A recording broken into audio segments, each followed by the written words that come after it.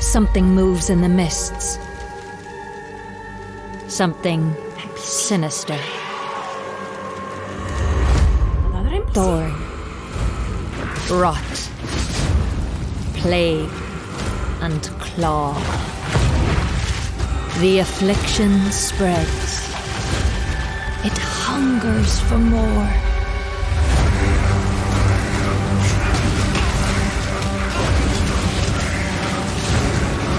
Tread lightly in the wildwood, which shifts and fights. Accept our help, the ancient power of the Azmiri.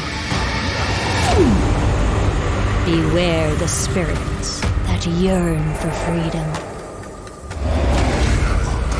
and the heart of evil that waits in the dark.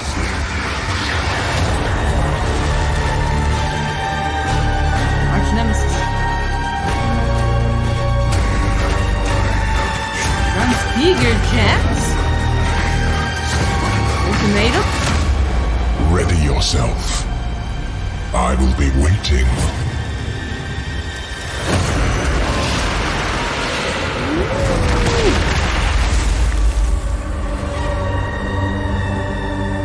Endgame changes though.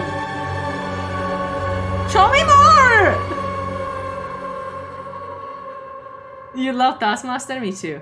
He's the best. In the Affliction League, you will encounter sacred wisps, which beckon you to enter overgrown passageways that lead to the Viridian Wildwood. Oh, okay. A vile affliction has covered this forest with a foreboding darkness. You'll need to uncover the forest mysteries to put a stop to the source of the affliction. As you approach the darkness, the wisps burn away its affliction. Make sure you tread carefully, because they only have a limited amount of power. But be warned, the darkness is full of cursed monsters that emerge to kill you. Okay. As you explore, you might see other types of wisps trapped inside the darkness. The Wildwood is trying to guide you towards clues about its affliction. Follow the trails of wisps by collecting them, and you may uncover many different secrets. New characters to find, shrines, boss battles, and all kinds of new encounters are lurking in the forest just waiting for you to discover. Fun! There are many rewards to earn for those brave enough to seek them. Kinda like Vel. When the sacred wisps run out of energy, they will return you back to where you came from. Any other types of wisps you have collected will return with you to Rayclast. These wisps, having been saved from the affliction, disperse into the environment and inhabit randomly chosen monsters in the area, increasing their power and also their rewards. Oh. The different types of wisps have different effects on monsters, and sometimes more than one type will inhabit a single monster, making the fight even harder and even more rewarding. Ooh, shiny. If this happens to a boss, Edward. you could be in for a tough fight, but if you can overcome it, your efforts will not be in vain. Ooh. Primal wisps grant an item rarity bonus to inhabited monsters. Wild wisps grant an item quantity bonus, and vivid wisps cause them to drop currency It's items. like harvest stuff. If a monster gets all three types, they'll drop more items of a higher rarity and a lot of currency. Wow. While exploring the Wildwood, you might find some of the last few Azmiri wanderers who have managed to survive in the forest since it was cursed. Each of them have different survival specializations, and they are willing to teach you if you agree to help them defeat the source of the affliction, the King in the Mists. Choose which of the Azmiri that you will complete quests for to unlock one of 3 new Ascendancy classes, which you can have in addition to your regular Ascendancy class. Up to 8 points for these classes are unlocked as you complete more quests for the Azmiri you are training under. The Warden of Eves can teach you to become a Warden of the Magi, a powerful class that takes advantage of wilderness knowledge. A Warden of the Magi can learn to use tinctures which coat their weapon, granting various powerful effects. You can equip tinctures in your flask slots and toggle them on and off at will. You can only have one enabled at a time, but the effects are quite conditional, so you may want to have more than one equipped and swap between them during combat. You're taking away from Groose people. For example, equip the Ironwood tincture to gain the benefit of always stunning enemies on full life. What about how's Tinctures can Navali? also get random No, mods. Navali, no. Yeah, Navali. This one in particular adds stacks of wither to targets on full No, life not and steals Navali. frenzy charges on The hit, Wi-Fi which makes it progress great as an lady. initiator. When you are fighting rare monsters or finishing off tough bosses, you will want to swap to the Oak Branch Tincture, which grants Culling Strike, increased damage against enemies on low life, and has a chance to steal a mod from rare enemies you kill. Ooh, Naval. You can buy more tinctures from the Warden of Eves using Primal Wisps when you find her in the forest, so keep an eye out for her. Oshabi. As a Warden of the Magi gains more Ascendancy points, they gain access to more skills that let them further specialize in tinctures. For example, Nature's Concoction allows you to invest in having your tinctures enhance your flasks. This Ascendancy skill makes it important to think about which slots your tinctures are placed in, and what flasks they are adjacent to. You will have better uptime on those flasks and they'll be stronger as a result. But there are plenty more skills to choose even if you don't want to engage with tinctures. For example, another new ability to unlock is Bark Skin. What? You're a bit low compared to the video? What do you mean? It's a reservation skill that causes bark to grow all over your body, increasing armor. As you take damage, the bark falls off, increasing your evasion. Over time, the bark will grow back, removing the evasion bonus but increasing your armor again. I don't really want to talk over it too much. The Breaker of Oaths can teach you to become a Warlock of the Mists, an Ascendancy class specializing in the darker arts of the Izmeri. Dark arts. Oh my god, One powerful ability you can choose is Blood Hunt, which grants an active skill called Ravenous. This skill lets you see what type a monster is under its life bar, whether it is a demon, beast, undead, construct, or humanoid. Okay. Consuming a corpse with this skill gives a buff to damage against that type of monster, and reduces damage taken by it. You can only have one type active at a time, so it's a good idea to choose wisely for the area that you are in. Ooh. Some bosses like the Maven are eldritch in nature and don't conform to the regular corpses that you have access to, but don't worry. The Breaker of Oaths has a shop where you can trade wild wisps for corpses that you can place on the ground wherever you are. Buy an eldritch corpse and you will be able to get the bonus while fighting eldritch entities like the Maven. You may notice that most of the corpses he sells are not monsters you normally encounter. You might want to try turning some of these corpses into specters, to take advantage of some of the unique abilities that these monsters have. Wow, Spectre game OP! Hydra Spectre! The Warlock of the Mists gets access to many other abilities. For example, there is a trio of curses that you can pick from. Holy shit! One of these curses targets your minions, giving them life degen and making them explode for massive damage when they are near That's death. because they're PoE. Wait.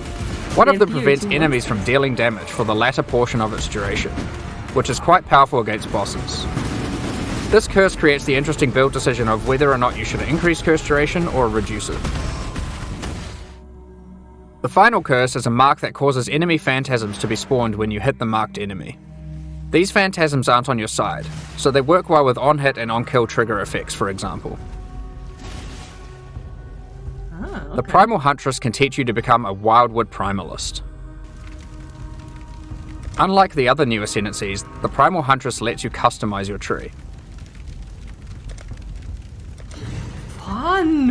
Interesting! You do this with charms that you can buy from the Primal Huntress for Vivid Wisps. Charms have randomly generated mods which give stats from regular Ascendancy classes, allowing you to create your own hybrid Ascendancy class.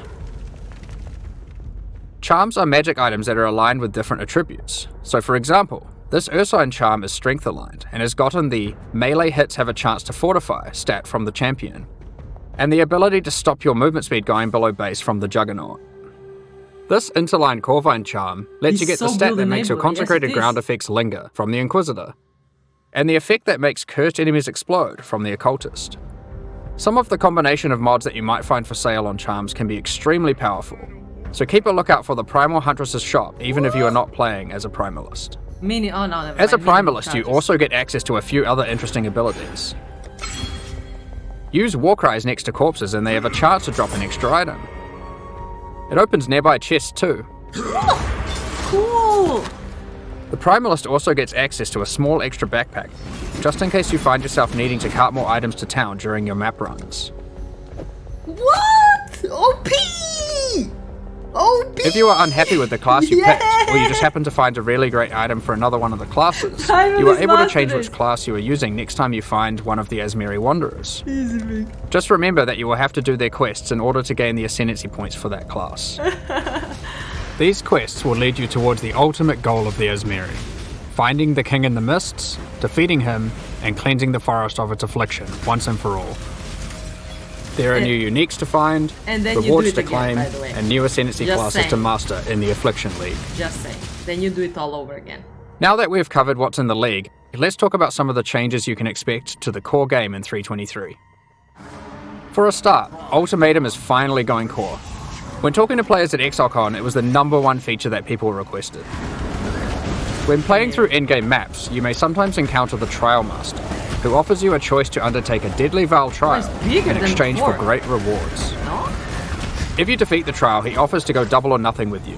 Do you take the risk and go for an even better reward? Or do you take the winnings you have already earned off the table and go home? We've done a full rebalance of Ultimatum and have added many new mods and rewards, including both new and reworked uniques. The base number of rounds for an Ultimatum trial is now always 10, with a chance to spawn the Trial Master boss fight on the 10th round, if you are able to make it that far. As part of 3.23, we have also removed Metamorph from the game. All the Catalyst rewards from Metamorph have now been moved to be rewards for Ultimatum. We have also added a new Val-themed Catalyst that works on corrupted items. As is normal for most content that gets added to endgame, we have introduced new Ultimatum passive skills to the Atlas tree. Cool. One great example is the Keystone Grueling Gauntlet. It makes Ultimatums last 3 extra rounds, but you cannot choose the modifiers, and it prevents the final Trial Master boss fight from spawning. The level of challenge becomes extreme during the last 3 rounds, and not being able to choose the modifiers makes it even harder. But the rewards are insane, and for those with very high-end characters, it might be a bet worth making. There are lots of other Atlas passive skills you can pick from for Ultimatum, so choose wisely. Now, it's time to talk about one of the largest metagame changes we've ever made. Endgame post. There were 3 systems in Path of Exile that were all trying to subtly modify the behavior of skills. These were alternate quality gems, Labyrinth Helmet enchants, and unique threshold jewels. We've combined all of these together to create a new system called Transfigured Gems that allows us to fully achieve the goal of these 3 systems and then some. Transfigured Gems are alternative versions of existing skill gems that have different functionality and balance from their regular versions. We have added a huge number of these with interesting variations that drastically change how existing skills play. For example, Frostbomb of Instability. It changes it from a cooldown skill that you can cast occasionally for a large explosion into a skill that you can cast continuously but deals less damage and doesn't apply cold exposure. It changes the role of Frostbomb from a utility skill into a main damaging skill. Another example is Detonate Dead of Scavenging. You can't use it on corpses that were created by Desecrate or Unearth, but in exchange it does a whole lot more damage. You won't be able to use it as your main reliable source of damage, but it's a great skill to use as a Falling utility to get some extreme burst damage. Raise Zombie of Falling. Instead of raising a zombie from a corpse, you summon them from mid-air. They fall to their death, dealing AoE damage where they land. While this sounds like a physical damage version of Firestorm, you should consider that it scales with minion damage and also triggers on-death minion effects. Blight of Contagion. This version of Blight is now spread by Contagion, so you can use it as part of your Essence Drain build. Oh, We have a huge number of these. Transfigure Firestorm into Firestorm with Meteors, transfigure Blade Trap into Blade Trap of Great Swords, transfigure Barrage into Barrage of Volley Fire, and so on. Blade Trap of Great There's a lot to Swords? experiment with, and we look forward to seeing what builds you can come up with. But how do you get Transfigured Gems? The Divine Font at the end of the Eternal Labyrinth has been changed to a gem crafting device that can modify your skill and support gems in a lot of new ways. One of the options you can now choose is to turn a skill gem into one of 3 Transfigured Gems. But that isn't all the Divine Font can do. It has a lot of other gem crafting options you can use. For example, you can add quality to gems, add experience to gems, sacrifice a gem for 1 or more treasure keys to open Azara's chests, and you can even exchange support gems for exceptional support gems like Empower or Enlighten. These are just some of the options you'll find the Divine Font is now capable of. In order to replace the rewards in Heist that previously gave alternate quality gems, we have done a rebalance of the rewards of Heist as well. Experimented base types have been rebalanced, new replica uniques have been added and old ones changed, and we have increased the amount of currency from display cases as well. On top of this, we have gone through and buffed the quality stats on most damage dealing skills. In most cases, they will be significantly more powerful than before, and also more interesting. Tornado shot for real? Overall, this is one of the largest metagame shifts that we've ever done. There are so many crazy new skill combinations to plan around, Wait, so we all expect to see some quality really gems are interesting new gone? builds. Next up, I'd like to hand back over to Chris to talk about the new supporter packs. At this point, we'd usually talk about